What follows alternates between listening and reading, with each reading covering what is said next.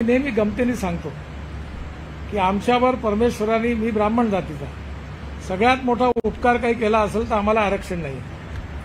ते महाराष्ट्रात महत्व नाही या बामणाचं, पण उत्तर प्रदेश, बिहारमध्ये महत्व खूप आहे. तर मी ज्यावेळी तिकडे जातो ते सगळे लठ्ठीबाज आहे, दुबे, त्रिपाठी, मिश्रा.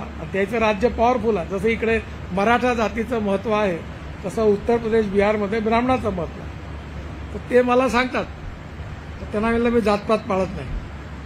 पण एक गोष्ट माझ्या लक्षात आली की कोणीही माणूस हा त्याची जात, पंथ, धर्म, भाषा आणि सेक्सने मोठा नाही आहे, हा त्याच्या गुणांनी मोठा आहे.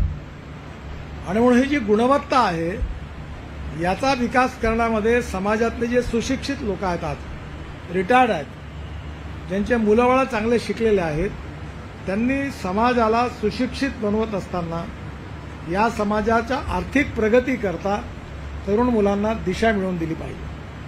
कारण आज बेरोजगारी ही सगळ्यात मोठी समस्या आहे. आणि म्हणून या क्षेत्रामध्ये पण आता समाजाचं लोक कामं करायला लागली आहेत. म्हणून शैक्षणिक प्रगती, आर्थिक प्रगतीच्या बरोबर सामाजिक आणि सांस्कृतिक प्रगती तेवढीच महत्वाची आहे. कारण समाजामध्ये पैसा आला, शिक्षण आलं, पण समाजाच्या तरुण मुलावर जर संस्कार नसेल आणि मग जर हातभट्ट्यान दारू सुरू झाली तर समाज कसा बर्बाद होतो ते मी जवळून आपल्याकडे धापेवाड्याला बघितलं होतं. आता नाही आहे. एक काळ हातमाग बंद झाला तर हातभट्ट्या सुरू झाल्या होत्या, पण आता त्या बंद झाल्या. आणि मग आपल्या समाजाचा सांस्कृतिक आणि सामाजिक विशेषतः प्रगती आणि विकास आखण्याची जबाबदारी समाजातल्या सिनियर लोकांची आहे. आणि त्यातूनच समाजाची सर्वांगीण प्रगती आणि विकास होणार आहे. आपण अनेक प्रश्नांकरता सातत्याने प्रयत्न केले आहेत. विशेषतः आरक्षणाचा प्रश्न जिव्हाळ्याचा. मी माझ्या आयुष्यामध्ये या 50 वर्षामध्ये सगळ्यात जास्त प्रयत्न दरवेळेला, आपल्यापैकी अनेक लोक आहेत जे नोकरीला लागले तेव्हापासून तर रिटायर्ड होईपर्यंत चेहरे माझ्या ओळखीचे आहेत. हे अनेक वेळा माझ्या घरी चक्रा मारल्या, अनेक मिटिंगा झाल्या. काही लोक आहेत, काही लोक गेलेत.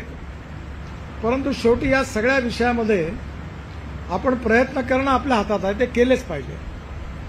आणि प्रयत्न करत असताना एक गोष्ट आपण यशस्वी झालो की आपण अनेक लोकांच्या नोकऱ्या वाचवू शकलो.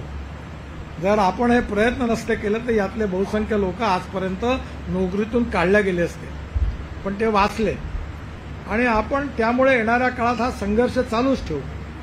पण ह्या संघर्ष चालवत असताना समाजाच्या सर्वांगीण प्रगती करता आणि विकासाकरता आपल्याला काही नियोजनबद्ध कार्यक्रम आखण्याची गरज आहे. आणि विशेषतः समाजात जे सुशिक्षित आहे, विद्वान आहेत, प्रोफेसर आहे, डॉक्टर आहे, वकील आहे, शासकीय अधिकारी आहेत, त्यांनी याच्यात पुढाकार घेण्याची गरज आहे.